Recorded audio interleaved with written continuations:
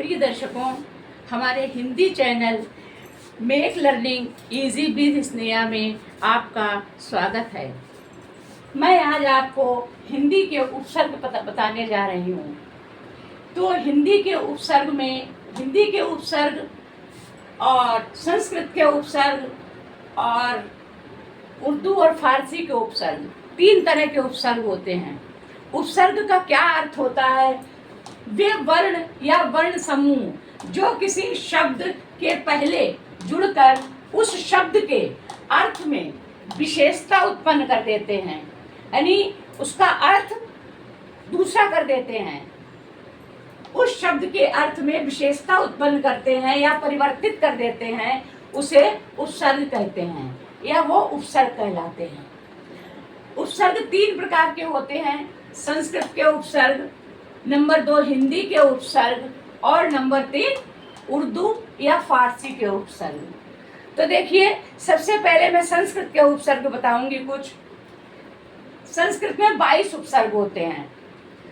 अन माने होता है निषेध के अर्थ में, यानी किसी चीज के ना के अर्थ में। निषेध यानी कोई चीज है, निषेध है। जैसे अननुकूल, यानी अनुकूल के अन माने अनुकूल से अलग, यानी इसको आप कह सकते हैं कि जो अनुकूल ना हो। अनर्थ, जिसका कोई अर्थ ना हो, यानी जिसका अर्थ का अनर्थ हो जाए, गलत अर्थ हो जाए, दूसरा अर्थ हो जाए। अनुचित माने होता है जो उचित ना हो। अनुचित यानी अनुचित माने जो उचित ना हो। दूसरा है अप, हीनता, दूर, बुरा या विरोध। अप माने हीनता, दूर, बुरा या विरोध। तो इसका होता है अपकार। अपकार माने होता है कि जो उपकार से अलग हो, यानी उपकार माने होता है कि किसी का हम उपकार करें, और अपकार माने किसी का उपकार ना करें। तो अपकार यानी किसी का खराब काम कर दें, किसी को ऊपर उपकार न करके उसका अपकार कर दें। दूसरा है अपवाद, यानी जो वाद जो है, वाद विवाद जो है, उसमें गलत बोल दें तो अपवाद हो जाता है। अपमान यानी किसी का सम्मान न करके हम अपमान करें या कोई अपमान करे हमारा, तो वो अपमान यानी उपसर्ग से उत्पन्न होगा। नंबर 3 अनु माने होता है पीछे, क्रम, समान या प्रत्येक।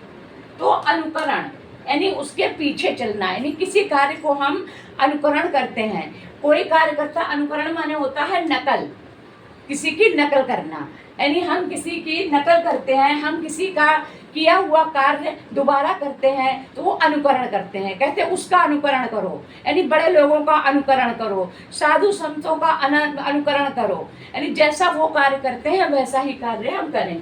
अनुरूप माने होता है रूप के अनुसार, यानी रूप के अनुसार कोई कार्य करते हैं। और अनुवाद यानी किसी भी चीज का ट्रांसलेट करना, किसी भी चीज को बदलना, ये अनुवाद कहलाता है।